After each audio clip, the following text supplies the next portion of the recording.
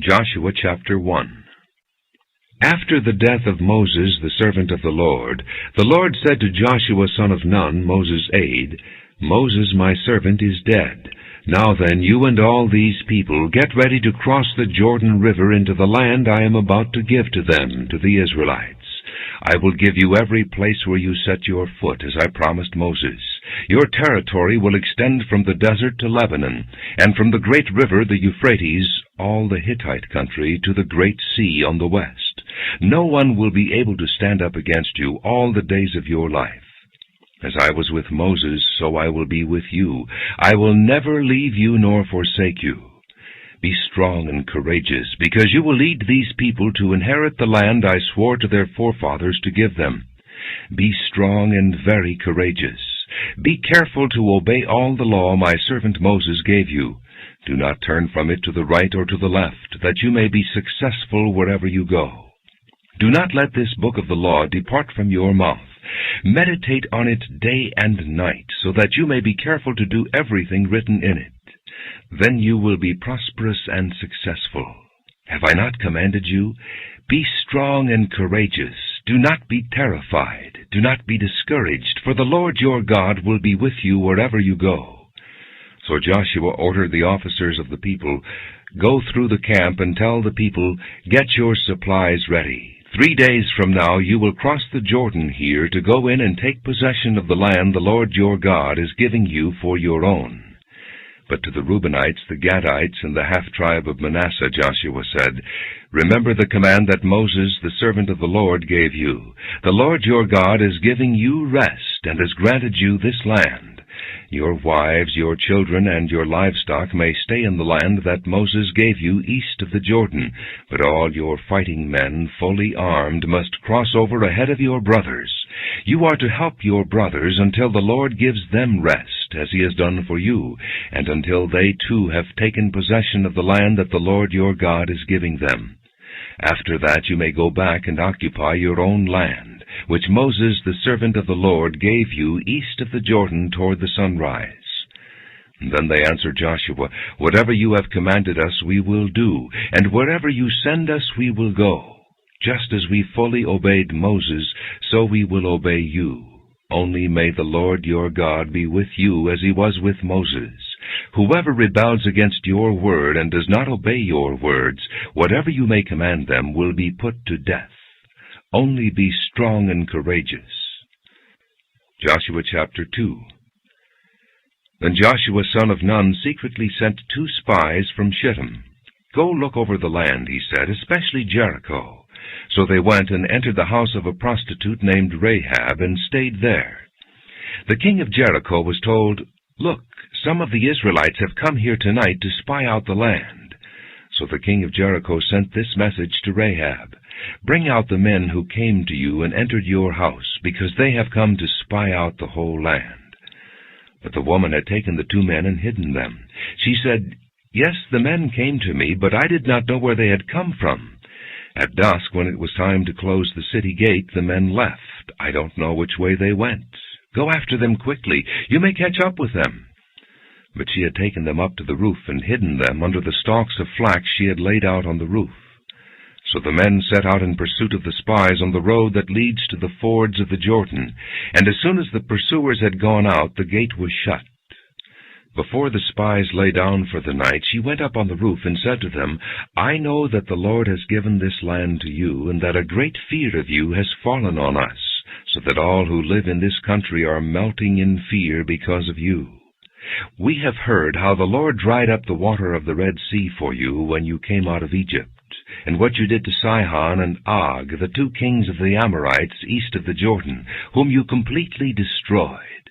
When we heard of it, our hearts melted, and everyone's courage failed because of you.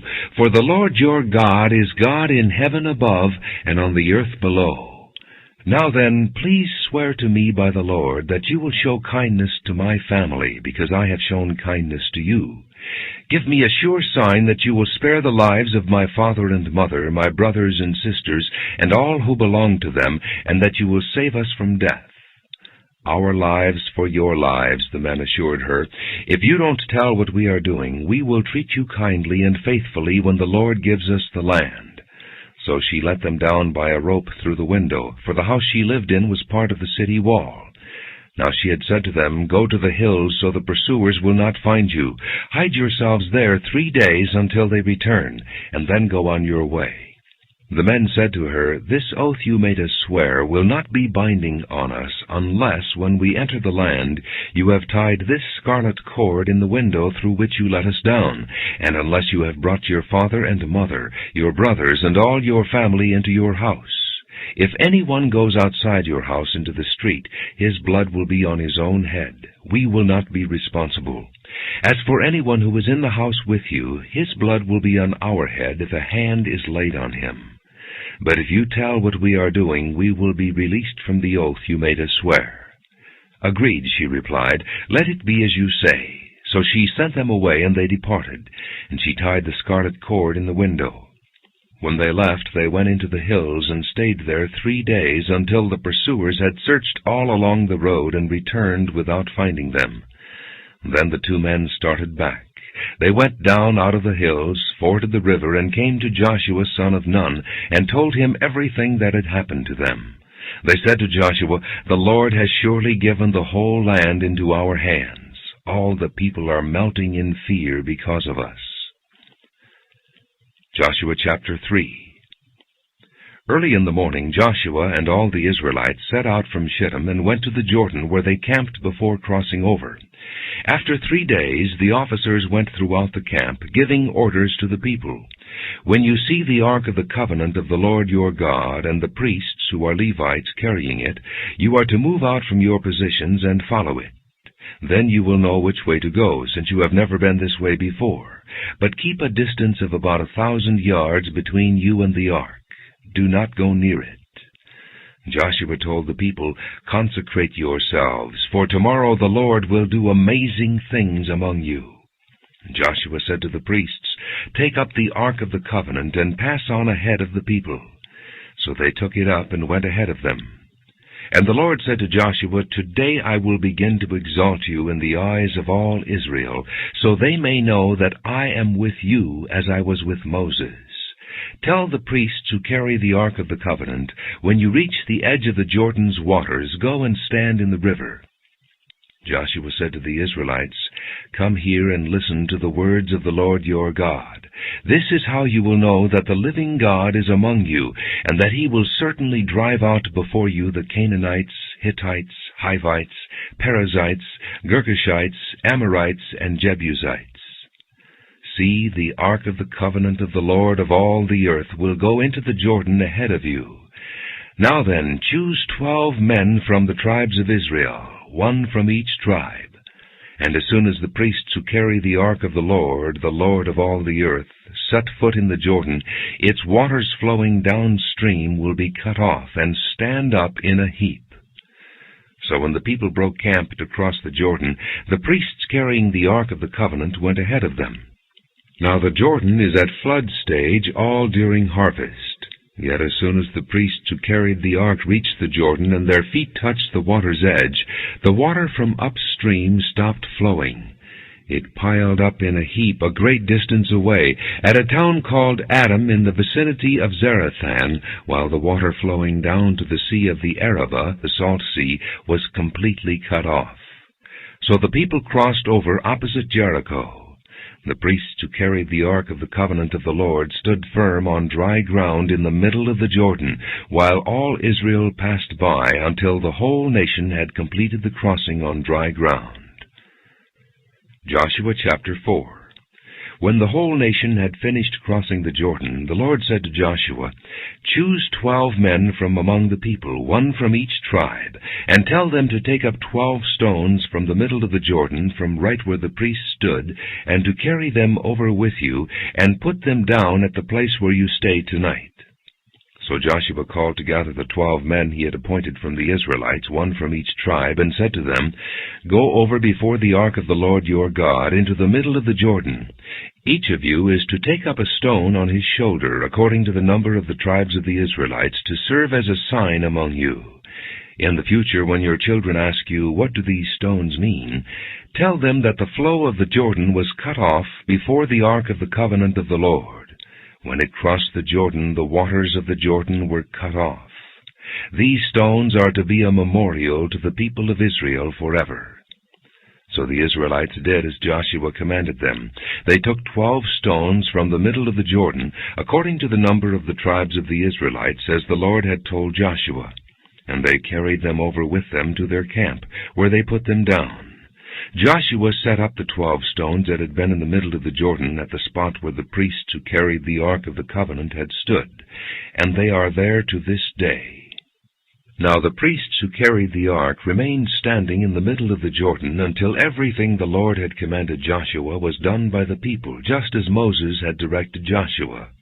The people hurried over, and as soon as all of them had crossed, the ark of the Lord and the priests came to the other side while the people watched. The men of Reuben, Gad, and the half-tribe of Manasseh crossed over, armed in front of the Israelites, as Moses had directed them. About 40,000 armed for battle crossed over before the Lord to the plains of Jericho for war. That day the Lord exalted Joshua in the sight of all Israel, and they revered him all the days of his life, just as they had revered Moses. Then the Lord said to Joshua, "Command the priests carrying the ark of the testimony to come up out of the Jordan." So Joshua commanded the priests, "Come up out of the Jordan." And the priests came up out of the river carrying the ark of the covenant of the Lord.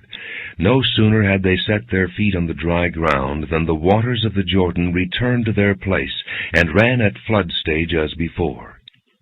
On the 10th day of the first month, the people went up from the Jordan and camped at Gilgal on the eastern border of Jericho. And Joshua set up at Gilgal the 12 stones they had taken out of the Jordan. He said to the Israelites, "In the future, when your descendants ask their fathers, 'What do these stones mean?' tell them, 'Israel crossed the Jordan on dry ground. For the Lord your God dried up the Jordan before you until you had crossed over. The Lord your God did to the Jordan just what he had done to the Red Sea when he dried it up before us until we had crossed over. He did this so that all the peoples of the earth might know that the hand of the Lord is powerful, and so that you might always fear the Lord your God." Joshua chapter 5.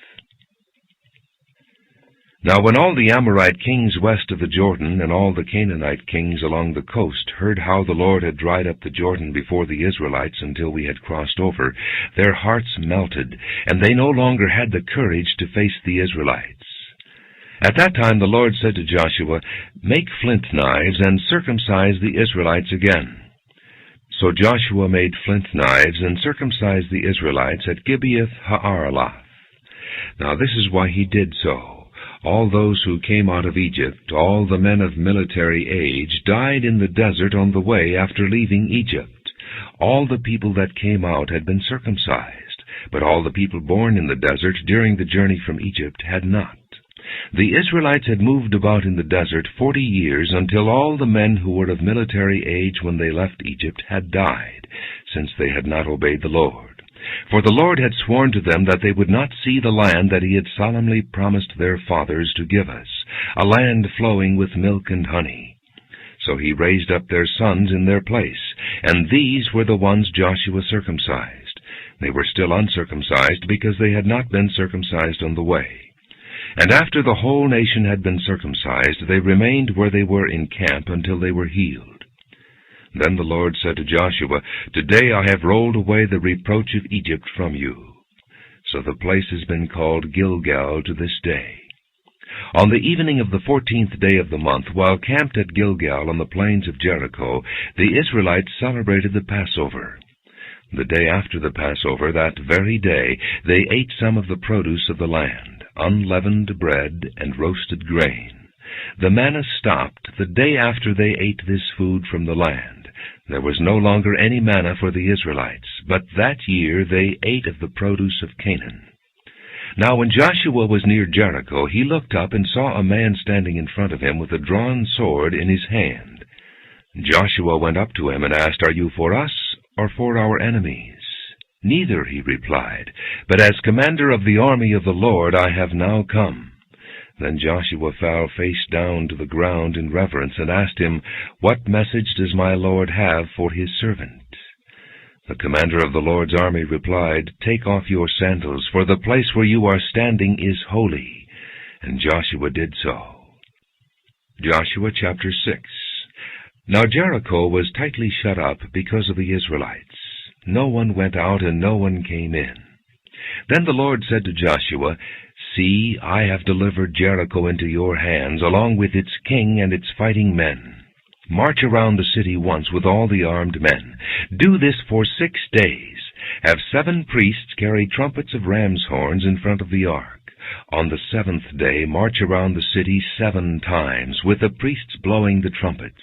When you hear them sound a long blast on the trumpets, have all the people give a loud shout. Then the wall of the city will collapse, and the people will go up, every man straight in."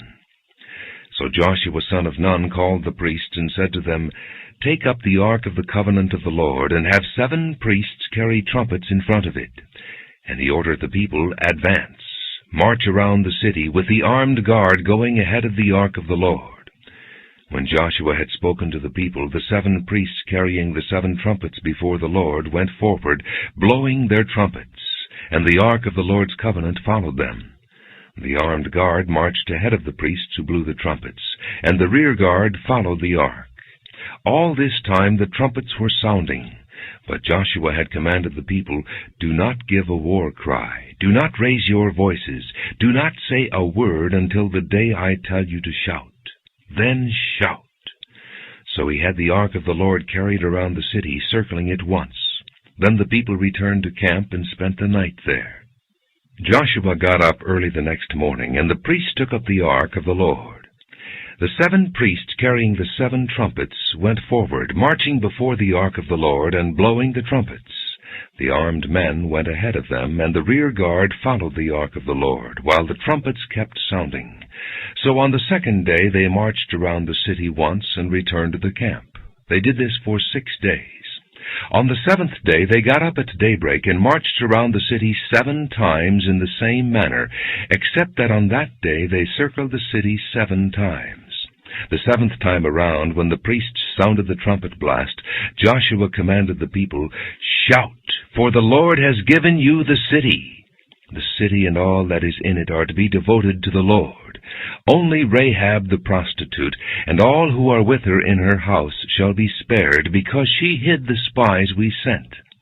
But keep away from the devoted things, so that you will not bring about your own destruction by taking any of them.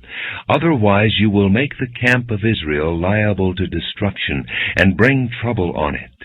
All the silver and gold and the articles of bronze and iron are sacred to the Lord, and must go into his treasury." When the trumpet sounded, the people shouted, and at the sound of the trumpet, when the people gave a loud shout, the wall collapsed. So every man charged straight in, and they took the city. They devoted the city to the Lord, and destroyed with the sword every living thing in it, men and women, young and old, cattle, sheep, and donkeys. Joshua said to the 2 men who had spied out the land, "Go into the prostitute's house, and bring her out and all who belong to her, in accordance with your oath to her." So the young men who had done the spying went in and brought out Rahab, her father and mother and brothers, and all who belonged to her. They brought out her entire family and put them in a place outside the camp of Israel. Then they burned the whole city and everything in it, but they put the silver and gold and the articles of bronze and iron into the treasury of the Lord's house. But Joshua spared Rahab the prostitute with her family and all who belonged to her, because she hid the men Joshua had sent as spies to Jericho, and she lives among the Israelites to this day. At that time Joshua pronounced this solemn oath, "Cursed before the Lord is the man who undertakes to rebuild this city Jericho. At the cost of his firstborn son will he lay its foundations. At the cost of his youngest will he set up its gates." So the Lord was with Joshua, and his fame spread throughout the land. Joshua chapter 7. But the Israelites acted unfaithfully in regard to the devoted things. Achan, son of Carmi, the son of Zimri, the son of Zerah, of the tribe of Judah, took some of them. So the Lord's anger burned against Israel. Now Joshua sent men from Jericho to Ai, which is near Beth-aven, to the east of Bethel, and told them, "Go up and spy out the region." So the men went up and spied out Ai. When they returned to Joshua, they said, "Not all the people will have to go up against Ai. Send 2,000 or 3,000 men to take it, and do not weary all the people, for only a few men are there." So about 3,000 men went up, but they were routed by the men of Ai, who killed about 36 of them.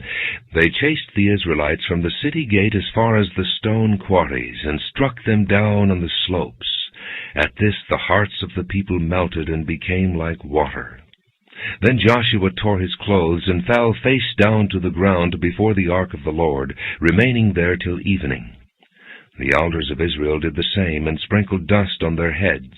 And Joshua said, "Ah, sovereign Lord, why did you ever bring this people across the Jordan to deliver us into the hands of the Amorites to destroy us? If only we had been content to stay on the other side of the Jordan. O Lord, what can I say now that Israel has been routed by its enemies?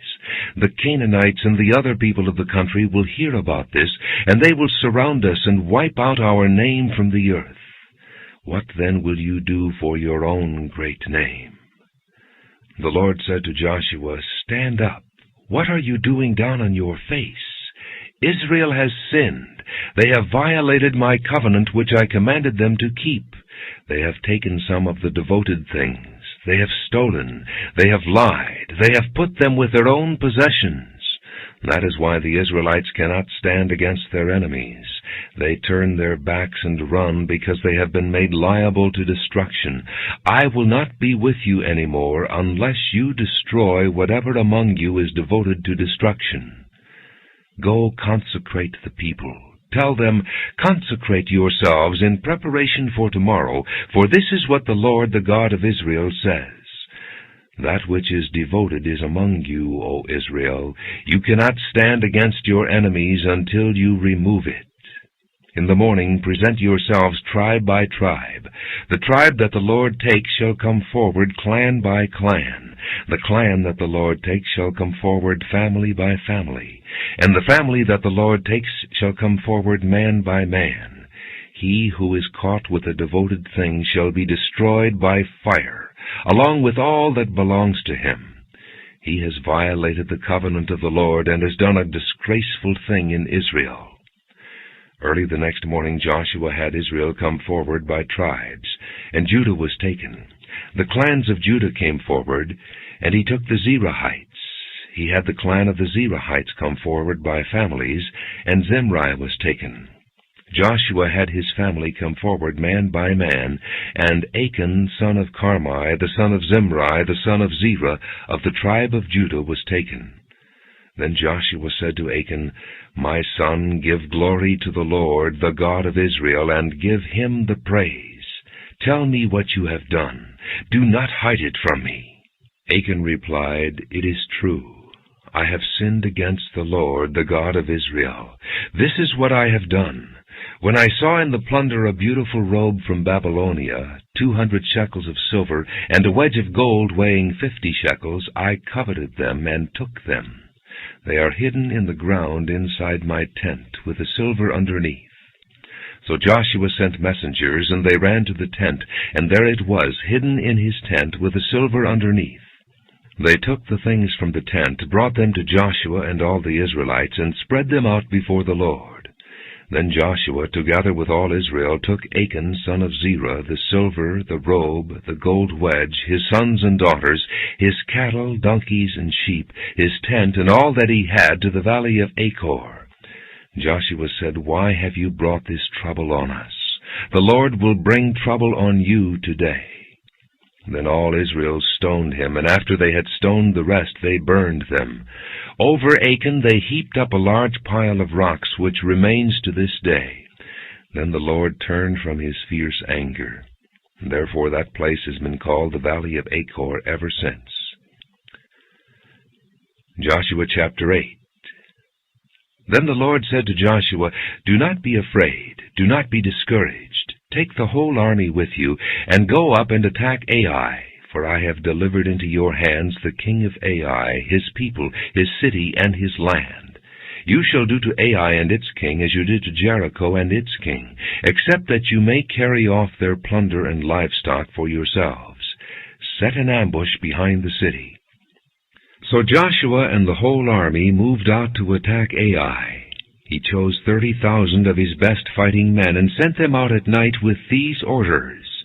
"Listen carefully. You are to set an ambush behind the city. Don't go very far from it. All of you be on the alert. I and all those with me will advance on the city, and when the men come out against us, as they did before, we will flee from them. They will pursue us until we have lured them away from the city, for they will say, 'They are running away from us as they did before.' So when we flee from them, you are to rise up from ambush and take the city. The Lord your God will give it into your hand. When you have taken the city, set it on fire. Do what the Lord has commanded. See to it. You have my orders." Then Joshua sent them off, and they went to the place of ambush, and lay in wait between Bethel and Ai, to the west of Ai. But Joshua spent the night with the people. Early the next morning Joshua mustered his men, and he and the leaders of Israel marched before them to Ai. The entire force that was with him marched up and approached the city and arrived in front of it. They set up camp north of Ai, with the valley between them and the city. Joshua had taken about 5,000 men and set them in ambush between Bethel and Ai to the west of the city. They had the soldiers take up their positions, all those in the camp to the north of the city, and the ambush to the west of it. That night Joshua went into the valley. When the king of Ai saw this, he and all the men of the city hurried out early in the morning to meet Israel in battle at a certain place overlooking the Arabah. But he did not know that an ambush had been set against him behind the city. Joshua and all Israel let themselves be driven back before them, and they fled toward the desert. All the men of Ai were called to pursue them, and they pursued Joshua and were lured away from the city. Not a man remained in Ai or Bethel who did not go after Israel. They left the city open and went in pursuit of Israel. Then the Lord said to Joshua, "Hold out toward Ai the javelin that is in your hand, for into your hand I will deliver the city." So Joshua held out his javelin toward Ai. As soon as he did this, the men in the ambush rose quickly from their position and rushed forward. They entered the city and captured it and quickly set it on fire. The men of Ai looked back and saw the smoke of the city rising against the sky, but they had no chance to escape in any direction, for the Israelites who had been fleeing toward the desert had turned back against their pursuers. For when Joshua and all Israel saw that the ambush had taken the city, and that smoke was going up from the city, they turned around and attacked the men of Ai. The men of the ambush also came out of the city against them, so that they were caught in the middle with Israelites on both sides. Israel cut them down, leaving them neither survivors nor fugitives. But they took the king of Ai alive and brought him to Joshua. When Israel had finished killing all the men of Ai in the fields and in the desert where they had chased them, and when every one of them had been put to the sword, all the Israelites returned to Ai and killed those who were in it. 12,000 men and women fell that day, all the people of Ai. For Joshua did not draw back the hand that held out his javelin until he had destroyed all who lived in Ai. But Israel did carry off for themselves the livestock and plunder of this city, as the Lord had instructed Joshua. So Joshua burned Ai and made it a permanent heap of ruins, a desolate place to this day. He hung the king of Ai on a tree and left him there until evening. At sunset Joshua ordered them to take his body from the tree and throw it down at the entrance of the city gate, and they raised a large pile of rocks over it, which remains to this day. Then Joshua built on Mount Ebal an altar to the Lord, the God of Israel, as Moses the servant of the Lord had commanded the Israelites. He built it according to what is written in the book of the law of Moses, an altar of uncut stones on which no iron tool had been used. On it they offered to the Lord burnt offerings and sacrificed fellowship offerings. There in the presence of the Israelites, Joshua copied on stones the law of Moses which he had written. All Israel, aliens and citizens alike, with their elders, officials, and judges, were standing on both sides of the Ark of the Covenant of the Lord, facing those who carried it, the priests who were Levites. Half of the people stood in front of Mount Gerizim, and half of them in front of Mount Ebal, as Moses, the servant of the Lord, had formerly commanded when he gave instructions to bless the people of Israel. Afterward Joshua read all the words of the law, the blessings and the curses, just as it is written in the book of the law. There was not a word of all that Moses had commanded that Joshua did not read to the whole assembly of Israel, including the women and children and the aliens who lived among them. Joshua chapter 9. Now when all the kings west of the Jordan heard about these things, those in the hill country and the western foothills and along the entire coast of the great sea as far as Lebanon, the kings of the Hittites, Amorites, Canaanites, Perizzites, Hivites, and Jebusites, they came together to make war against Joshua and Israel. However, when the people of Gibeon heard what Joshua had done to Jericho and Ai, they resorted to a ruse. They went as a delegation whose donkeys were loaded with worn-out sacks and old wineskins, cracked and mended. The men put worn and patched sandals on their feet and wore old clothes. All the bread of their food supply was dry and moldy. Then they went to Joshua in the camp at Gilgal and said to him and the men of Israel, "We have come from a distant country. Make a treaty with us." The men of Israel said to the Hivites, "But perhaps you live near us. How then can we make a treaty with you?" "We are your servants," they said to Joshua. But Joshua asked, "Who are you, and where do you come from?" They answered, "Your servants have come from a very distant country because of the fame of the Lord your God.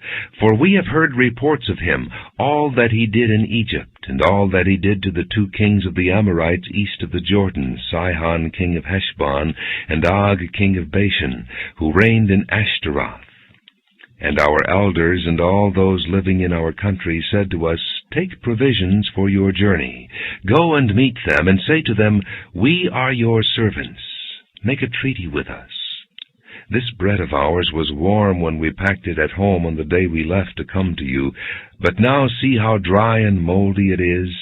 And these wineskins that we filled were new, but see how cracked they are. And our clothes and sandals are worn out by the very long journey." The men of Israel sampled their provisions, but did not inquire of the Lord. Then Joshua made a treaty of peace with them to let them live, and the leaders of the assembly ratified it by oath. 3 days after they made the treaty with the Gibeonites, the Israelites heard that they were neighbors living near them. So the Israelites set out, and on the 3rd day came to their cities, Gibeon, Kephirah, Beeroth, and Kiriath-Jearim.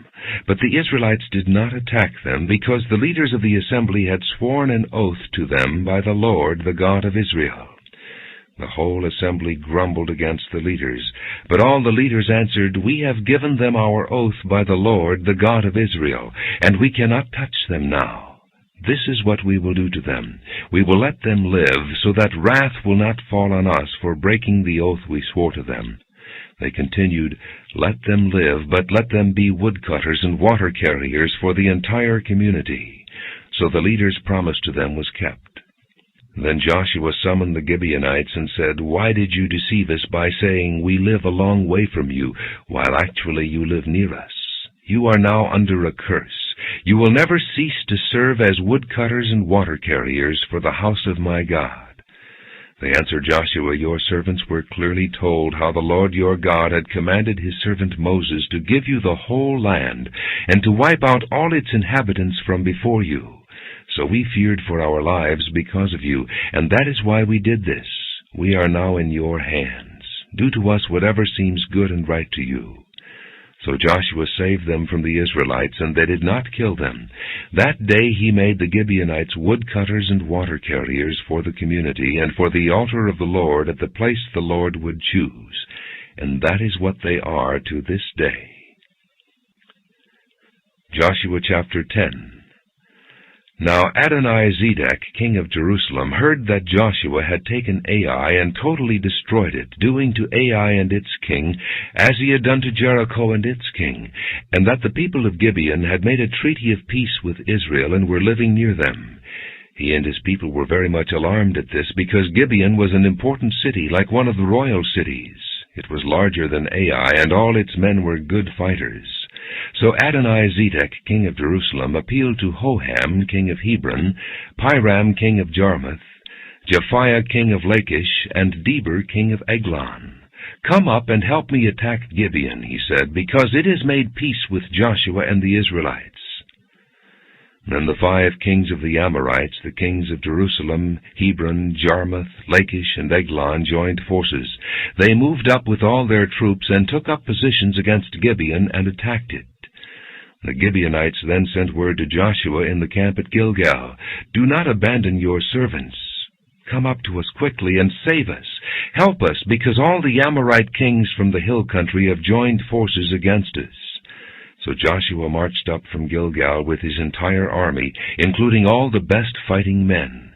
The Lord said to Joshua, "Do not be afraid of them. I have given them into your hand. Not one of them will be able to withstand you."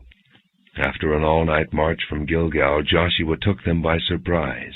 The Lord threw them into confusion before Israel, who defeated them in a great victory at Gibeon.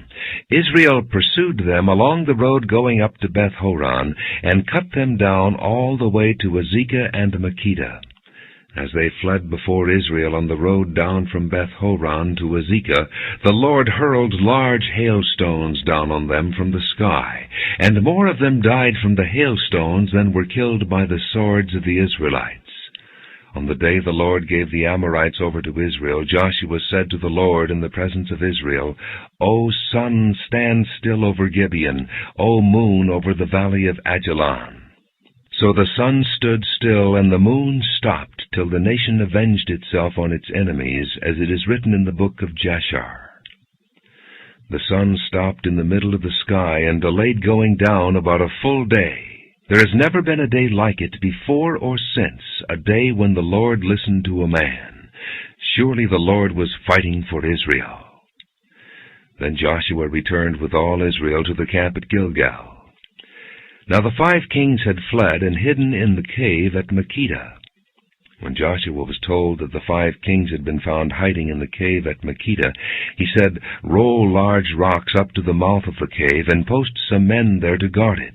But don't stop. Pursue your enemies, attack them from the rear, and don't let them reach their cities, for the Lord your God has given them into your hand." So Joshua and the Israelites destroyed them completely, almost to a man. But the few who were left reached their fortified cities. The whole army then returned safely to Joshua in the camp at Makkedah, and no one uttered a word against the Israelites. Joshua said, "Open the mouth of the cave, and bring those 5 kings out to me." So they brought the 5 kings out of the cave, the kings of Jerusalem, Hebron, Jarmuth, Lachish, and Eglon. When they had brought these kings to Joshua, he summoned all the men of Israel and said to the army commanders who had come with him, "Come here and put your feet on the necks of these kings." So they came forward and placed their feet on their necks. Joshua said to them, "Do not be afraid. Do not be discouraged. Be strong and courageous. This is what the Lord will do to all the enemies you are going to fight." Then Joshua struck and killed the kings and hung them on 5 trees, and they were left hanging on the trees until evening. At sunset Joshua gave the order, and they took them down from the trees and threw them into the cave where they had been hiding. At the mouth of the cave they placed large rocks, which are there to this day. That day Joshua took Makkedah. He put the city and its king to the sword, and totally destroyed everyone in it. He left no survivors, and he did to the king of Makkedah as he had done to the king of Jericho. Then Joshua and all Israel with him moved on from Makkedah to Libnah and attacked it. The Lord also gave that city and its king into Israel's hand.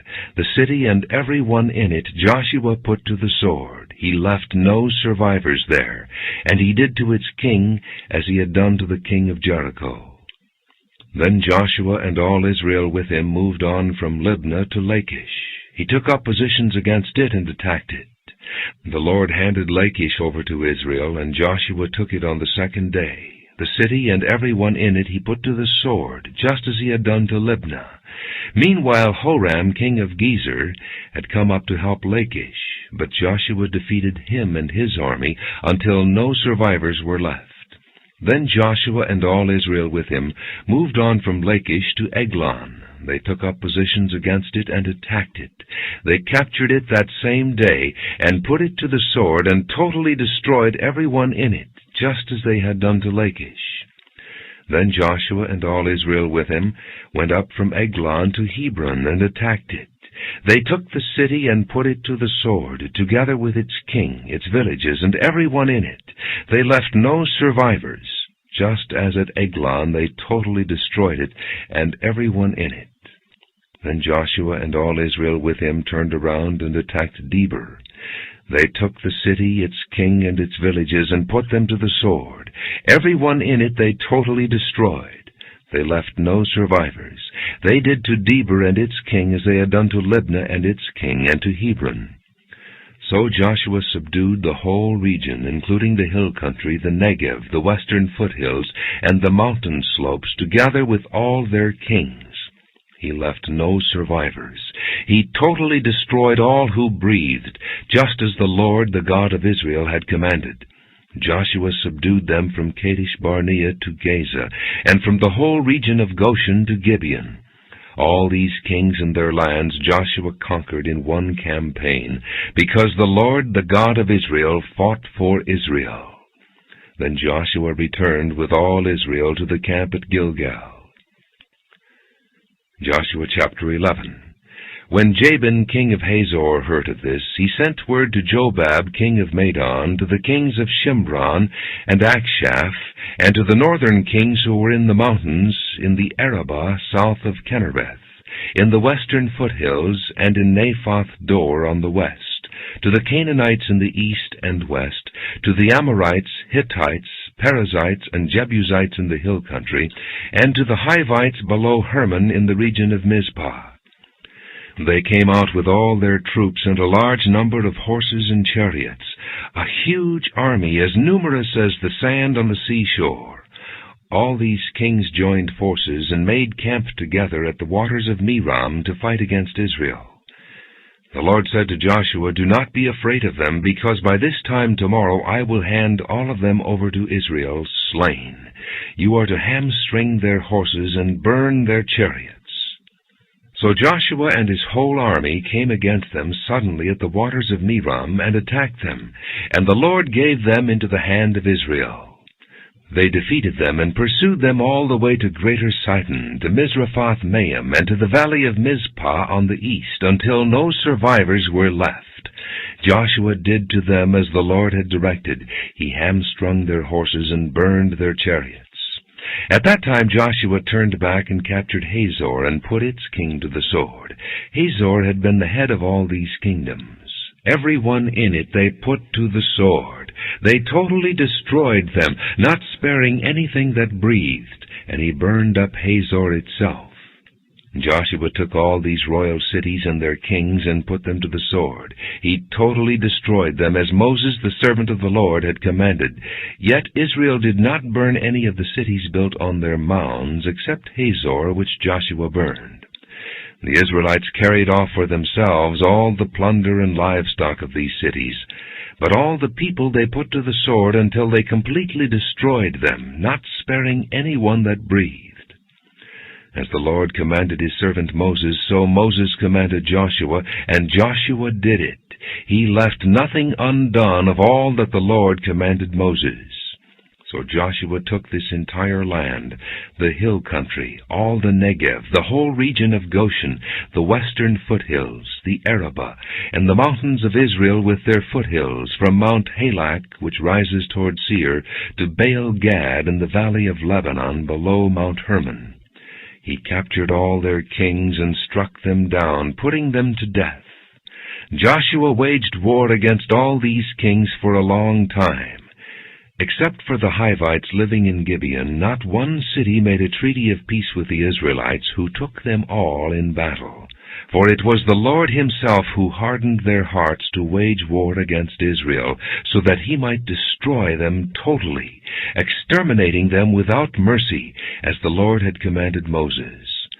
At that time Joshua went and destroyed the Anakites from the hill country, from Hebron, Debir, and Anab, from all the hill country of Judah, and from all the hill country of Israel. Joshua totally destroyed them and their towns. No Anakites were left in Israelite territory. Only in Gaza, Gath, and Ashdod did any survive. So Joshua took the entire land, just as the Lord had directed Moses, and he gave it as an inheritance to Israel according to their tribal divisions. Then the land had rest from war. Joshua chapter 12. These are the kings of the land whom the Israelites had defeated, and whose territory they took over east of the Jordan from the Arnon Gorge to Mount Hermon, including all the eastern side of the Arabah. Sihon, king of the Amorites, who reigned in Heshbon. He ruled from Aroer on the rim of the Arnon Gorge, from the middle of the gorge, to the Jabbok River, which is the border of the Ammonites. This included half of Gilead. He also ruled over the eastern Arabah, from the Sea of Kinnereth to the Sea of the Arabah, the Salt Sea, to Beth Jeshemoth, and then southward below the slopes of Pisgah. And the territory of Og, king of Bashan, one of the last of the Rephaites, who reigned in Ashtaroth and Edrei. He ruled over Mount Hermon, Salekah, all of Bashan to the border of the people of Geshur and Maacah, and half of Gilead to the border of Sihon, king of Heshbon. Moses, the servant of the Lord, and the Israelites conquered them. And Moses, the servant of the Lord, gave their land to the Reubenites, the Gadites, and the half-tribe of Manasseh to be their possession. These are the kings of the land that Joshua and the Israelites conquered on the west side of the Jordan, from Baal-Gad in the valley of Lebanon to Mount Halak, which rises toward Seir. Their lands Joshua gave as an inheritance to the tribes of Israel according to their tribal divisions: the hill country, the western foothills, the Arabah, the mountain slopes, the desert, and the Negev, the lands of the Hittites, Amorites, Canaanites, Perizzites, Hivites, and Jebusites. The king of Jericho won. The king of Ai near Bethel won. The king of Jerusalem won. The king of Hebron won. The king of Jarmuth won. The king of Lachish won. The king of Eglon won. The king of Gezer won. The king of Debir won. The king of Jeter won. The king of Hormah won. The king of Arad won. The king of Libnah won. The king of Adullam won. The king of Makkedah won. The king of Bethel won. The king of Tappuah won. The king of Hepher won. The king of Aphek won. The king of Lasharon won. The king of Madon won. The king of Hazor won. The king of Shimron-Meron won. The king of Akshaph won. The king of Taanach won. The king of Megiddo won. The king of Kedesh won. The king of Jokneam in Carmel won. The king of Dor in Naphoth Dor won. The king of Goyim in Gilgal won. The king of Tirzah won. 31 kings in all. Joshua chapter 13. When Joshua was old and well advanced in years, the Lord said to him, "You are very old, and there are still very large areas of land to be taken over. This is the land that remains, all the regions of the Philistines and Geshurites, from the Shihor River on the east of Egypt to the territory of Ekron on the north, all of it counted as Canaanite, the territory of the 5 Philistine rulers in Gaza, Ashdod, Ashkelon, Gath, and Ekron, that of the Avites. From the south, all the land of the Canaanites, from Ara of the Sidonians as far as Aphek, the region of the Amorites, the area of the Jebuelites, and all Lebanon to the east, from Baal-Gad below Mount Hermon to Lebo-Hamath. As for all the inhabitants of the mountain regions from Lebanon to Misrephoth-Maim, that is, all the Sidonians, I myself will drive them out before the Israelites. Be sure to allocate this land to Israel for an inheritance, as I have instructed you, and divide it as an inheritance among the 9 tribes and half of the tribe of Manasseh. The other half of Manasseh, the Reubenites and the Gadites, had received the inheritance that Moses had given them east of the Jordan, as he, the servant of the Lord, had assigned it to them. It extended from Aroer on the rim of the Arnon Gorge, and from the town in the middle of the gorge, and included the whole plateau of Medeba, as far as Dibon, and all the towns of Sihon, king of the Amorites, who ruled in Heshbon, out to the border of the Ammonites. It also included Gilead, the territory of the people of Geshur and Maacah, all of Mount Hermon, and all Bashan as far as Salakah. That is, the whole kingdom of Og in Bashan, who had reigned in Ashtaroth and Edrei, and had survived as one of the last of the Rephaites. Moses had defeated them and taken over their land, but the Israelites did not drive out the people of Geshur and Maacah, so they continued to live among the Israelites to this day. But to the tribe of Levi he gave no inheritance, since the offerings made by fire to the Lord, the God of Israel, are their inheritance, as he promised them. This is what Moses had given to the tribe of Reuben, clan by clan: the territory from Aroer on the rim of the Arnon Gorge, and from the town in the middle of the gorge, and the whole plateau past Medeba, to Heshbon and all its towns on the plateau, including Dibon, Bamoth-baal, Beth-baal-meon, Jahaz, Kedemoth, Mephaath, Kiriathaim, Sibmah, Zereth-shahar on the hill in the valley, Beth-peor, the slopes of Pisgah, and Beth-jeshemoth, all the towns on the plateau, and the entire realm of Sihon, king of the Amorites, who ruled at Heshbon. Moses had defeated him and the Midianite chiefs, Evi, Rechem, Zur, Hur, and Reba, princes allied with Sihon, who lived in that country. In addition to those slain in battle, the Israelites had put to the sword Balaam, son of Beor, who practiced divination. The boundary of the Reubenites was the bank of the Jordan. These towns and their villages were the inheritance of the Reubenites, clan by clan. This is what Moses had given to the tribe of Gad, clan by clan: the territory of Jazer, all the towns of Gilead, and half the Ammonite country as far as Aroer, near Rabbah, and from Heshbon to Ramoth-mizpah, and Betonim, and from Mahanaim to the territory of Debir, and in the valley Beth-haram, Beth-nimrah, Succoth, and Zaphon, with the rest of the realm of Sihon, king of Heshbon, the east side of the Jordan, the territory up to the end of the Sea of Kinnereth. These towns and their villages were the inheritance of the Gadites, clan by clan. This is what Moses had given to the half-tribe of Manasseh, that is, to half the family of the descendants of Manasseh, clan by clan: the territory extending from Mahanaim and including all of Bashan, the entire realm of Og, king of Bashan, all the settlements of Jair in Bashan, 60 towns, half of Gilead, and Ashtaroth and Edrei, the royal cities of Og in Bashan. This was for the descendants of Machir, son of Manasseh, for half of the sons of Machir, clan by clan. This is the inheritance Moses had given when he was in the plains of Moab across the Jordan east of Jericho. But to the tribe of Levi Moses had given no inheritance. The Lord, the God of Israel, is their inheritance, as he promised them. Joshua chapter 14. Now these are the areas the Israelites received as an inheritance in the land of Canaan, which Eleazar the priest, Joshua son of Nun, and the heads of the tribal clans of Israel allotted to them.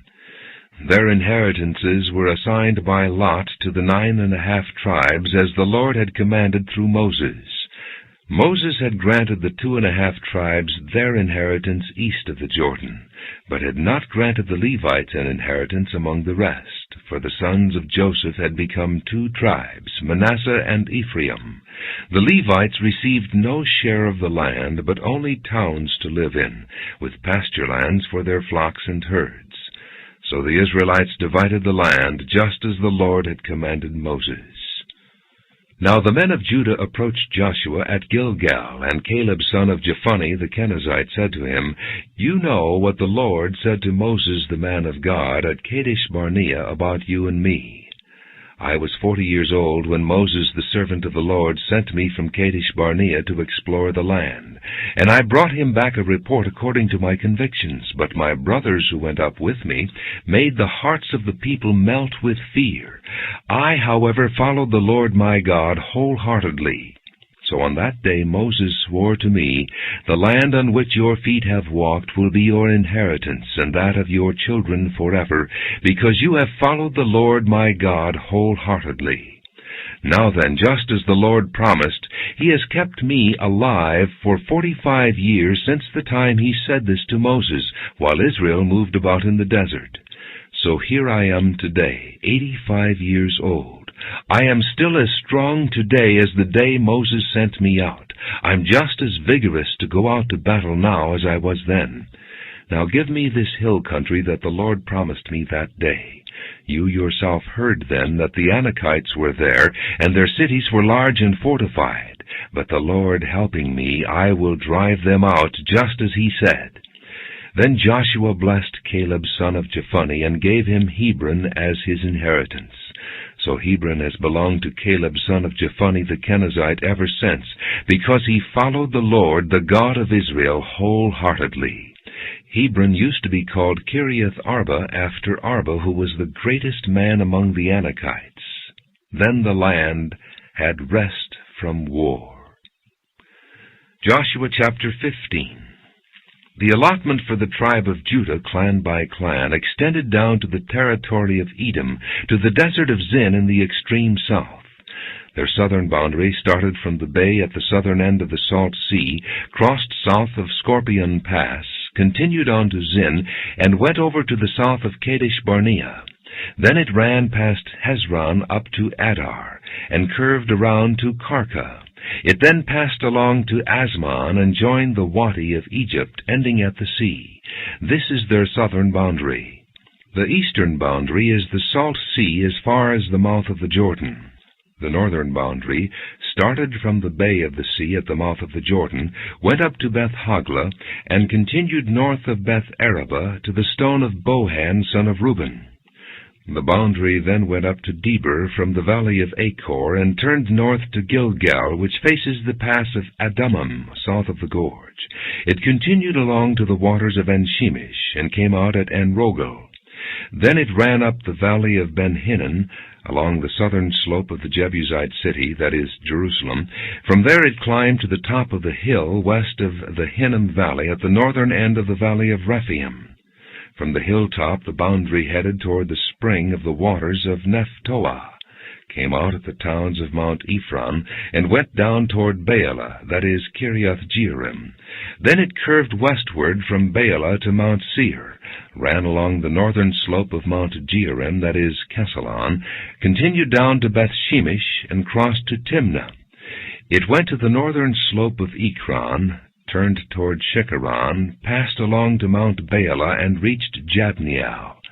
The boundary ended at the sea. The western boundary is the coastline of the Great Sea. These are the boundaries around the people of Judah by their clans. In accordance with the Lord's command to him, Joshua gave to Caleb son of Jephunneh a portion in Judah, Kiriath Arba, that is, Hebron. Arba was the forefather of Anak.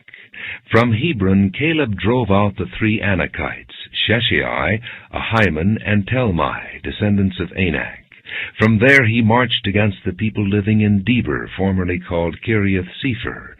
And Caleb said, I will give my daughter Achsah in marriage to the man who attacks and captures Kiriath-Sepher. Othniel, son of Kenaz, Caleb's brother, took it. So Caleb gave his daughter Achsah to him in marriage. One day when she came to Othniel, she urged him to ask her father for a field. When she got off her donkey, Caleb asked her, What can I do for you? She replied, Do me a special favor. Since you have given me land in the Negev, give me also springs of water. So Caleb gave her the upper and lower springs. This is the inheritance of the tribe of Judah, clan by clan. The southernmost towns of the tribe of Judah in the Negev toward the boundary of Edom were Kabzeel, Eder, Jagur, Kinah, Dimona, Adadah, Kedesh, Hazor, Ithnan, Ziph, Telam, Bealoth, Hazor Hadattah, Kiriath Hezron, that is, Hazor, Ammon, Shema, Molada, Hazar Gaddah, Heshmon, Beth Pelet, Hazar Shual, Beersheba, Biziothia, Baalah, Iam, Ezem, Altolad, Kisil, Hormah, Ziklag, Madmanah, Sansannah, Lebaoth, Shillim, Ain, and Rimmon, a total of 29 towns and their villages. In the western foothills, Eshtaol, Zorah, Ashna, Zanoah, Engannim, Tappuah, Enam, Jarmuth, Adullam, Soko, Azekah, Shearaim, Adathaim, and Gedera, or Gederothaim, 14 towns and their villages. Zenan, Hadashah, Migdal-Gad, Dilean, Mizpah, Joktheel, Lachish, Bozkath, Eglon, Kabon, Lamas, Kitlish, Gederoth, Beth-Dagon, Naamah, and Makkedah, 16 towns and their villages. Libnah, Ether, Ashan, Iftah, Ashna, Nezib, Keilah, Akzib, and Marisha, 9 towns and their villages. Ekron, with its surrounding settlements and villages, west of Ekron all that were in the vicinity of Ashdod, together with their villages. Ashdod, its surrounding settlements and villages, and Gaza, its settlements and villages, as far as the Wadi of Egypt and the coastline of the Great Sea. In the hill country, Shamer, Jatter, Soko, Dana, Kiriath-Sanah, that is, Deber, Anab, Eshtemo, Anim, Goshen, Holon, and Gilo, 11 towns and their villages. Arab, Duma, Eshan, Janim, Beth-Tappuah, Aphekah, Humta, Kiriath Arba, that is, Hebron, and Zior, 9 towns and their villages. Maon, Carmel, Ziph, Juttah, Jezreel, Jokdeam, Zanoah, Cain, Gibeah, and Timnah, 10 towns and their villages. Halhol, Beth-Zur, Gedor, Meerath, Beth-Anath, and Eltekon, 6 towns and their villages. Kiriath-Baal, that is, Kiriath-Jearim, and Rabbah, 2 towns and their villages. In the desert, Beth-Arabah, Middin, Sakekah, Nibshan, the city of salt, and En-Gedi, 6 towns and their villages.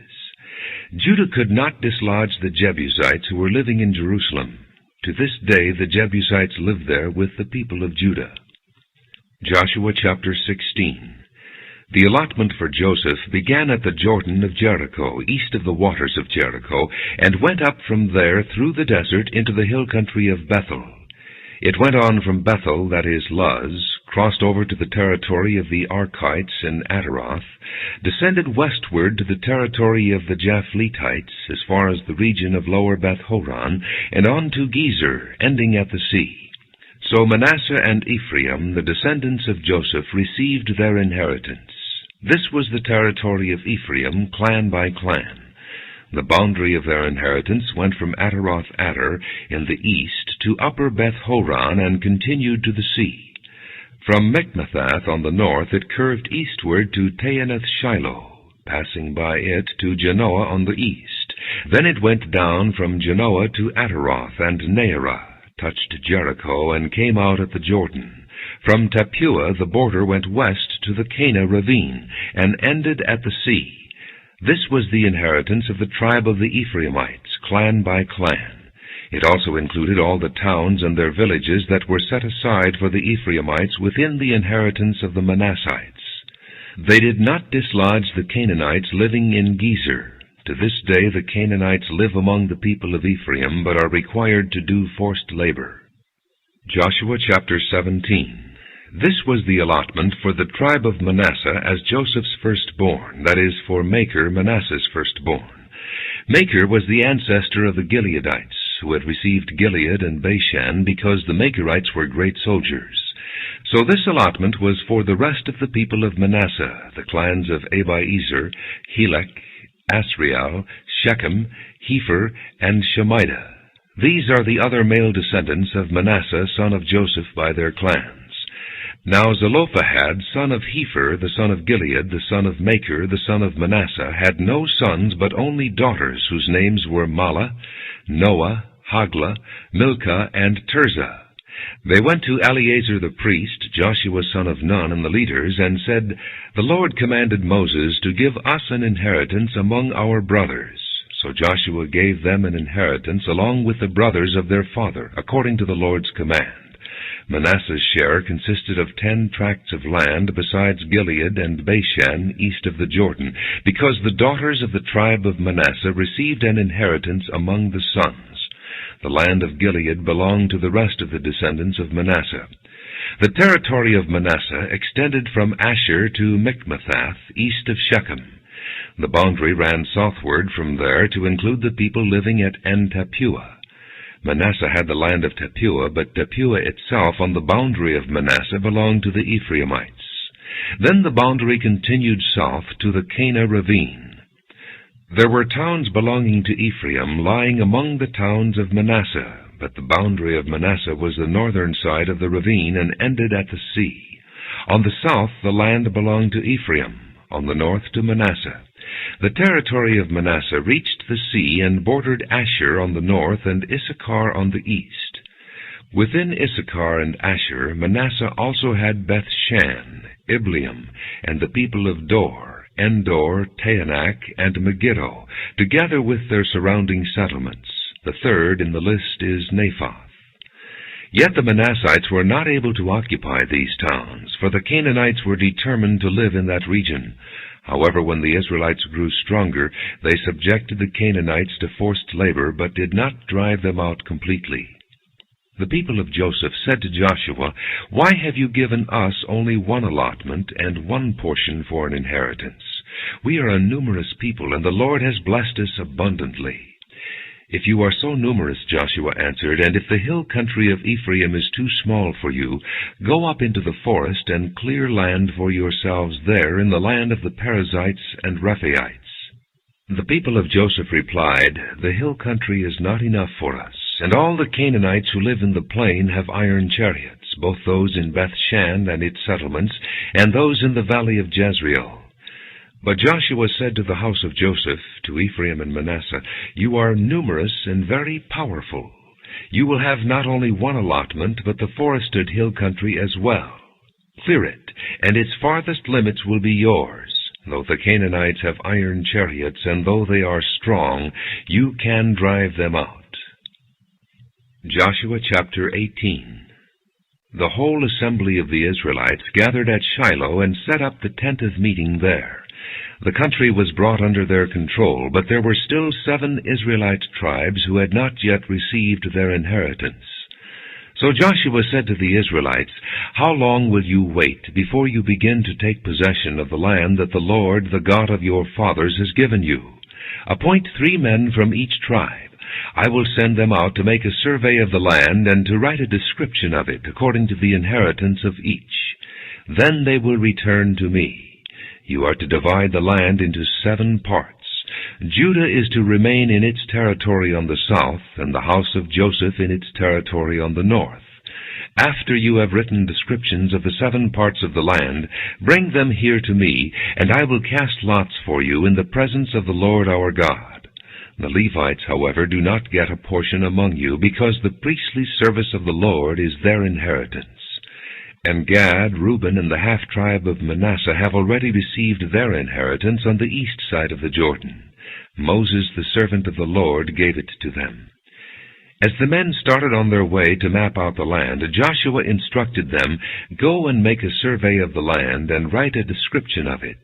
Then return to me, and I will cast lots for you here at Shiloh in the presence of the Lord. So the men left and went through the land. They wrote its description on a scroll, town by town, in 7 parts, and returned to Joshua in the camp at Shiloh. Joshua then cast lots for them in Shiloh, in the presence of the Lord, and there he distributed the land to the Israelites according to their tribal divisions. The lot came up for the tribe of Benjamin, clan by clan. Their allotted territory lay between the tribes of Judah and Joseph. On the north side their boundary began at the Jordan, passed the northern slope of Jericho, and headed west into the hill country, coming out at the desert of Beth-aven. From there it crossed to the south slope of Luz, that is Bethel, and went down to Ataroth-Adar, on the hill south of lower Beth-horon. From the hill facing Beth-horon on the south, the boundary turned south along the western side and came out at Kiriath-Baal, that is Kiriath-Jearim, a town of the people of Judah. This was the western side. The southern side began at the outskirts of Kiriath-Jearim on the west, and the boundary came out at the spring of the waters of Nephtoah. The boundary went down to the foot of the hill facing the valley of Beth-Hinnom, north of the valley of Rephaim. It continued down the Hinnom valley along the southern slope of the Jebusite city, and so to En-Rogel. It then curved north, went to En-Shemesh, continued to Galiloth, which faces the pass of Adummim, and ran down to the stone of Bohan, son of Reuben. It continued to the northern slope of Beth-Arabah, and on down into the Arabah. It then went to the northern slope of Beth-Hagla, and came out at the northern bay of the Salt Sea, at the mouth of the Jordan in the south. This was the southern boundary. The Jordan formed the boundary on the eastern side. These were the boundaries that marked out the inheritance of the clans of Benjamin on all sides. The tribe of Benjamin, clan by clan, had the following cities: Jericho, Beth-Hagla, Emek-Keziz, Beth-Arabah, Zemaraim, Bethel, Avim, Perah, Ophrah, Kephar-Ammoni, Ophni, and Jeba, 12 towns and their villages; Gibeon, Ramah, Beeroth, Mizpah, Kephirah, Moza, Rechem, Irpeel, Taralah, Zelah, Haeleth, the Jebusite city, that is Jerusalem, Gibeah, and Kiriath, 14 towns and their villages. This was the inheritance of Benjamin for its clans. Joshua chapter 19. The second lot came out for the tribe of Simeon, clan by clan. Their inheritance lay within the territory of Judah. It included Beersheba, or Sheba, Moladah, Hazar-Shual, Bela, Ezem, Al-Tolad, Bethel, Hormah, Ziklag, Beth-Markaboth, Hazar-Suzah, Beth-Lebaoth, and Sharuhen, 13 towns and their villages; Ain, Rimmon, Ether, and Ashan, 4 towns and their villages, and all the villages around these towns as far as Baalath-Beer, Ramah in the Negev. This was the inheritance of the tribe of the Simeonites, clan by clan. The inheritance of the Simeonites was taken from the share of Judah, because Judah's portion was more than they needed.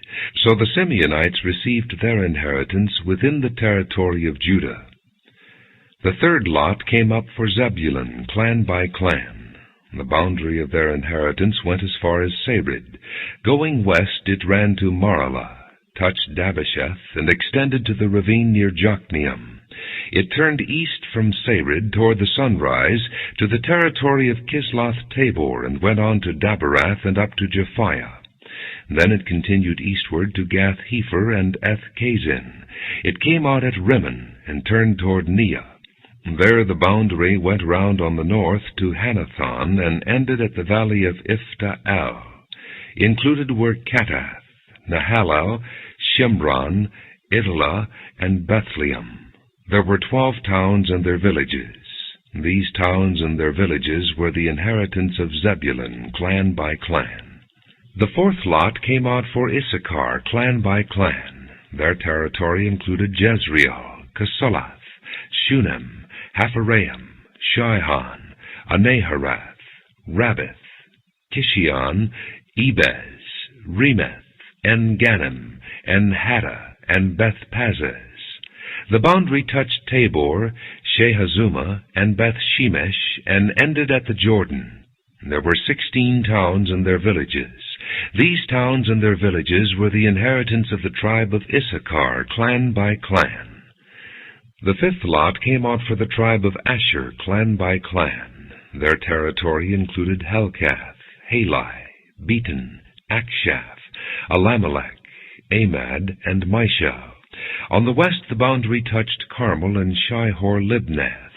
It then turned east toward Beth-Dagon, touched Zebulun and the valley of Iphtahal, and went north to Beth-Emek and Naail, passing Cable on the left.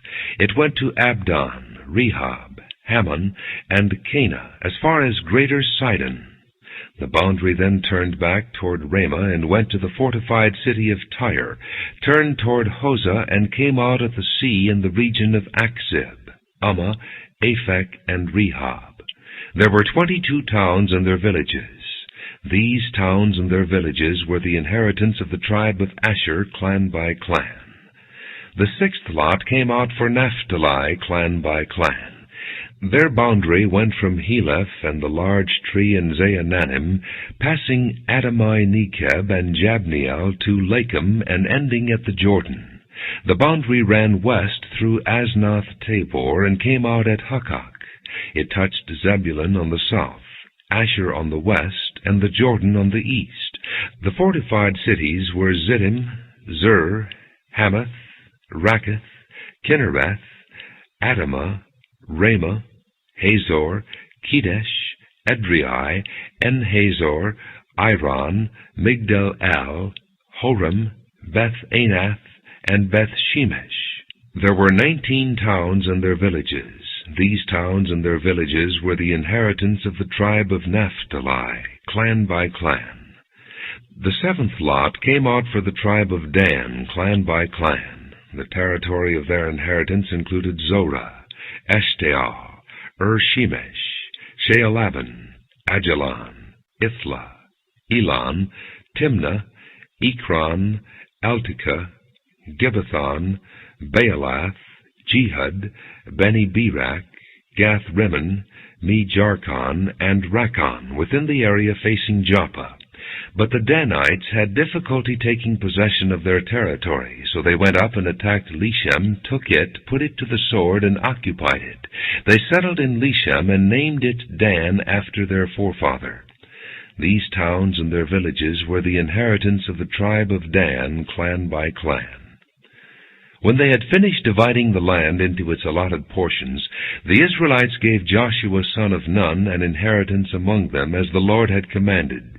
They gave him the town he asked for, Timnath-Serah, in the hill country of Ephraim, and he built up the town and settled there. These are the territories that Eleazar the priest, Joshua son of Nun, and the heads of the tribal clans of Israel assigned by lot at Shiloh in the presence of the Lord at the entrance to the tent of meeting. And so they finished dividing the land. Joshua chapter 20. Then the Lord said to Joshua, "Tell the Israelites to designate the cities of refuge, as I instructed you through Moses, so that anyone who kills a person accidentally and unintentionally may flee there and find protection from the avenger of blood. When he flees to one of these cities, he is to stand in the entrance of the city gate and state his case before the elders of that city. And then they are to admit him into their city and give him a place to live with them. If the avenger of blood pursues him, they must not surrender the one accused, because he killed his neighbor unintentionally and without malice aforethought. He is to stay in that city until he has stood trial before the assembly, and until the death of the high priest who is serving at that time. Then he may go back to his own home in the town from which he fled." So they set apart Kedesh in Galilee in the hill country of Naphtali, Shechem in the hill country of Ephraim, and Kiriath Arba, that is Hebron, in the hill country of Judah. On the east side of the Jordan of Jericho they designated Bezer in the desert on the plateau in the tribe of Reuben, Ramoth in Gilead in the tribe of Gad, and Golan in Bashan in the tribe of Manasseh. Any of the Israelites or any alien living among them who killed someone accidentally could flee to these designated cities and not be killed by the avenger of blood prior to standing trial before the assembly. Joshua chapter 21. Now the family heads of the Levites approached Eleazar the priest, Joshua son of Nun, and the heads of the other tribal families of Israel at Shiloh in Canaan, and said to them, The Lord commanded through Moses that you give us towns to live in, with pasture lands for our livestock. So as the Lord had commanded, the Israelites gave the Levites the following towns and pasture lands out of their own inheritance. The first lot came out for the Kohathites, clan by clan. The Levites, who were descendants of Aaron the priest, were allotted 13 towns from the tribes of Judah, Simeon, and Benjamin. The rest of Kohath's descendants were allotted 10 towns from the clans of the tribes of Ephraim, Dan, and half of Manasseh. The descendants of Gershon were allotted 13 towns from the clans of the tribes of Issachar, Asher, Naphtali, and the half-tribe of Manasseh in Bashan. The descendants of Merari, clan by clan, received 12 towns from the tribes of Reuben, Gad, and Zebulun. So the Israelites allotted to the Levites these towns and their pasture lands, as the Lord had commanded through Moses. From the tribes of Judah and Simeon, they allotted the following towns by name. These towns were assigned to the descendants of Aaron, who were from the Kohathite clans of the Levites, because the first lot fell to them. They gave them Kiriath Arba, that is Hebron, with its surrounding pasture land in the hill country of Judah. Arba was the forefather of Anak, but the fields and villages around the city they had given to Caleb, son of Jephunneh, as his possession. So to the descendants of Aaron the priest they gave Hebron, a city of refuge for one accused of murder, Libnah, Jattir, Eshtemoa, Holon, Deber, Ain, Juttah, and Beth-Shemesh, together with their pasture lands, 9 towns from these 2 tribes. And from the tribe of Benjamin they gave them Gibeon, Jeba, Anathoth, and Almon, together with their pasture lands, 4 towns. All the towns for the priests, the descendants of Aaron, were 13, together with their pasture lands.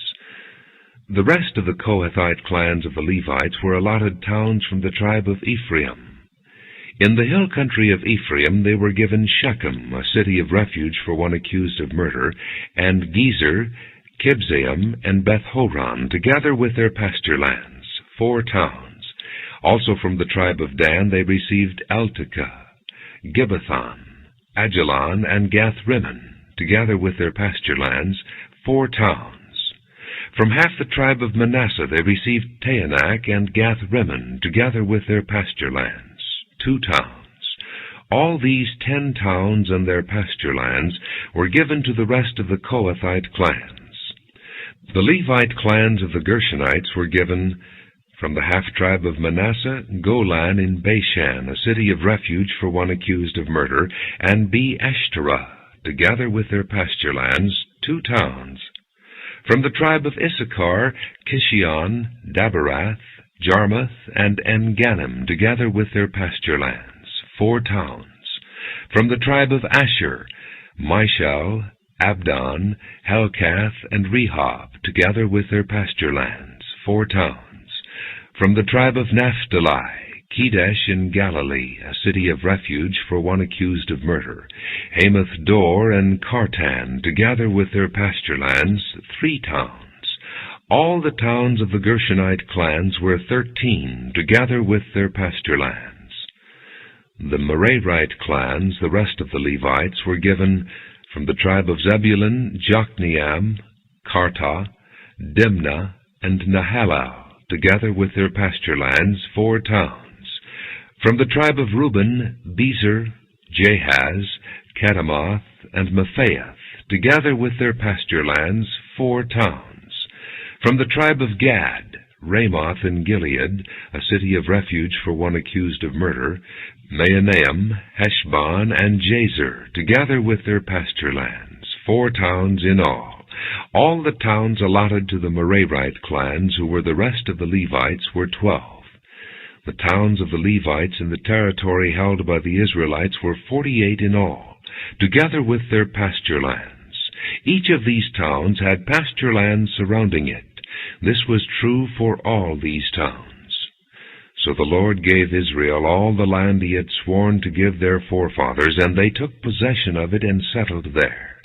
The Lord gave them rest on every side, just as he had sworn to their forefathers. Not one of their enemies withstood them. The Lord handed all their enemies over to them. Not one of all the Lord's good promises to the house of Israel failed. Every one was fulfilled. Joshua chapter 22. Then Joshua summoned the Reubenites, the Gadites, and the half-tribe of Manasseh, and said to them, You have done all that Moses the servant of the Lord commanded, and you have obeyed me in everything I commanded. For a long time now, to this very day, you have not deserted your brothers, but have carried out the mission the Lord your God gave you. Now that the Lord your God has given your brothers rest as he promised, return to your homes in the land that Moses, the servant of the Lord, gave you on the other side of the Jordan. But be very careful to keep the commandment and the law that Moses, the servant of the Lord, gave you, to love the Lord your God, to walk in all his ways, to obey his commands, to hold fast to him, and to serve him with all your heart and all your soul. Then Joshua blessed them and sent them away, and they went to their homes. To the half-tribe of Manasseh Moses had given land in Bashan, and to the other half of the tribe Joshua gave land on the west side of the Jordan with their brothers. When Joshua sent them home, he blessed them, saying, Return to your homes with your great wealth, with large herds of livestock, with silver, gold, bronze, and iron, and a great quantity of clothing, and divide with your brothers the plunder from your enemies. So the Reubenites, the Gadites, and the half-tribe of Manasseh left the Israelites at Shiloh in Canaan to return to Gilead, their own land, which they had acquired in accordance with the command of the Lord through Moses. When they came to Galiloth, near the Jordan in the land of Canaan, the Reubenites, the Gadites, and the half-tribe of Manasseh built an imposing altar there by the Jordan. And when the Israelites heard that they had built the altar on the border of Canaan at Galiloth, near the Jordan on the Israelite side, the whole assembly of Israel gathered at Shiloh to go to war against them. So the Israelites sent Phinehas, son of Eleazar the priest, to the land of Gilead, to Reuben, Gad, and the half-tribe of Manasseh. With him they sent 10 of the chief men, one for each of the tribes of Israel, each the head of a family division among the Israelite clans. When they went to Gilead, to Reuben, Gad, and the half-tribe of Manasseh, they said to them, The whole assembly of the Lord says, How could you break faith with the God of Israel like this? How could you turn away from the Lord, and build yourselves an altar in rebellion against him now? Was not the sin of Peor enough for us? Up to this very day we have not cleansed ourselves from that sin, even though a plague fell on the community of the Lord. And are you now turning away from the Lord? If you rebel against the Lord today, tomorrow he will be angry with the whole community of Israel. If the land you possess is defiled, come over to the Lord's land, where the Lord's tabernacle stands, and share the land with us. But do not rebel against the Lord or against us by building an altar for yourselves, other than the altar of the Lord our God. When Achan son of Zerah acted unfaithfully regarding the devoted things, did not wrath come upon the whole community of Israel? He was not the only one who died for his sin. Then Reuben, Gad, and the half-tribe of Manasseh replied to the heads of the clans of Israel, The mighty one, God the Lord, the mighty one, God the Lord, he knows, and let Israel know. If this has been in rebellion or disobedience to the Lord, do not spare us this day. If we have built our own altar to turn away from the Lord and to offer burnt offerings and grain offerings, or to sacrifice fellowship offerings on it, may the Lord himself call us to account. No, we did it for fear that someday your descendants might say to ours, What do you have to do with the Lord, the God of Israel? The Lord has made the Jordan a boundary between us and you Reubenites and Gadites. You have no share in the Lord, so your descendants might cause ours to stop fearing the Lord. That is why we said, Let us get ready and build an altar, but not for burnt offerings or sacrifices. On the contrary, it is to be a witness between us and you and the generations that follow, that we will worship the Lord at His sanctuary with our burnt offerings, sacrifices, and fellowship offerings. Then in the future your descendants will not be able to say to ours, "You have no share in the Lord." And we said, "If they ever say this to us or to our descendants, we will answer, 'Look at the replica of the Lord's altar, which our fathers built, not for burnt offerings and sacrifices, but as a witness between us and you.' Far be it from us to rebel against the Lord and turn away from Him today by building an altar for burnt offerings, grain offerings, and sacrifices, other than the altar of the Lord our God that stands before His tabernacle." When Phinehas the priest and the leaders of the community, the heads of the clans of the Israelites, heard what Reuben, Gad, and Manasseh had to say, they were pleased. And Phinehas, son of Eleazar the priest, said to Reuben, Gad, and Manasseh, "Today we know that the Lord is with us, because you have not acted unfaithfully toward the Lord in this matter. Now you have rescued the Israelites from the Lord's hand." Then Phinehas, son of Eleazar the priest, and the leaders returned to Canaan from their meeting with the Reubenites and Gadites in Gilead, and reported to the Israelites. They were glad to hear the report and praised God. And they talked no more about going to war against them to devastate the country where the Reubenites and the Gadites lived. And the Reubenites and the Gadites gave the altar this name, "A witness between us, that the Lord is God." Joshua chapter 23. After a long time had passed, and the Lord had given Israel rest from all their enemies around them, Joshua, by then old and well advanced in years, summoned all Israel, their elders, leaders, judges, and officials, and said to them, "I am old and well advanced in years. You yourselves have seen everything the Lord your God has done to all these nations for your sake. It was the Lord your God who fought for you. Remember how I have allotted as an inheritance for your tribes all the land of the nations that remain, the nations I conquered, between the Jordan and the great sea in the west. The Lord your God Himself will drive them out of your way. He will push them out before you, and you will take possession of their land, as the Lord your God promised you. Be very strong. Be careful to obey all that is written in the book of the law of Moses, without turning aside to the right or to the left. Do not associate with these nations that remain among you. Do not invoke the names of their gods or swear by them. You must not serve them or bow down to them. But you are to hold fast to the Lord your God, as you have until now. The Lord has driven out before you great and powerful nations. To this day no one has been able to withstand you. One of you routs 1,000, because the Lord your God fights for you, just as He promised. So be very careful to love the Lord your God. But if you turn away and ally yourselves with the survivors of these nations that remain among you, and if you intermarry with them and associate with them, then you may be sure that the Lord your God will no longer drive out these nations before you. Instead, they will become snares and traps for you, whips on your backs, and thorns in your eyes, until you perish from this good land which the Lord your God has given you. Now I am about to go the way of all the earth. You know with all your heart and soul that not one of all the good promises the Lord your God gave you has failed. Every promise has been fulfilled. Not one has failed. But just as every good promise of the Lord your God has come true, so the Lord will bring on you all the evil He has threatened, until He has destroyed you from this good land He has given you. If you violate the covenant of the Lord your God, which He commanded you, and go and serve other gods and bow down to them, the Lord's anger will burn against you, and you will quickly perish from the good land He has given you. Joshua chapter 24. Then Joshua assembled all the tribes of Israel at Shechem. He summoned the elders, leaders, judges, and officials of Israel, and they presented themselves before God.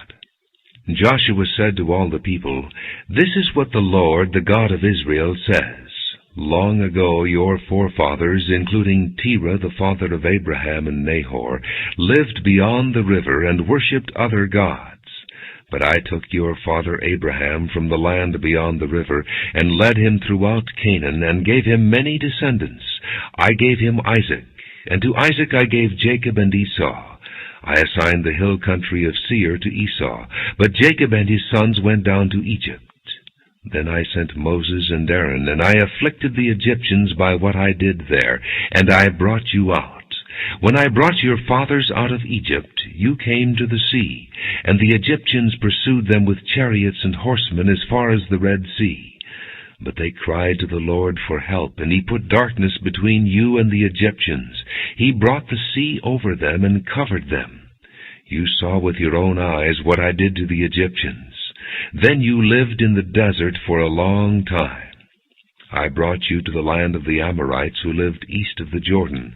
They fought against you, but I gave them into your hands. I destroyed them from before you, and you took possession of their land. When Balak son of Zippor, the king of Moab, prepared to fight against Israel, he sent for Balaam son of Beor to put a curse on you. But I would not listen to Balaam, so he blessed you again and again, and I delivered you out of his hand. Then you crossed the Jordan and came to Jericho. The citizens of Jericho fought against you, as did also the Amorites, Perizzites, Canaanites, Hittites, Girgashites, Hivites, and Jebusites, but I gave them into your hands. I sent the hornet ahead of you, which drove them out before you, also the 2 Amorite kings.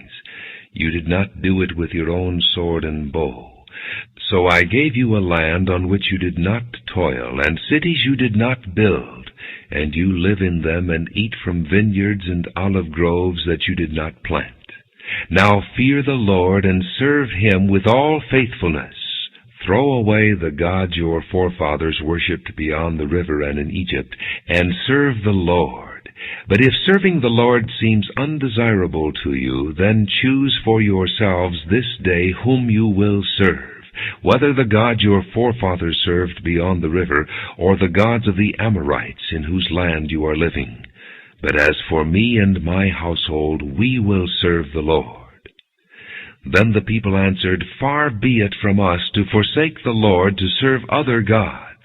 It was the Lord our God himself who brought us and our fathers up out of Egypt, from that land of slavery, and performed those great signs before our eyes.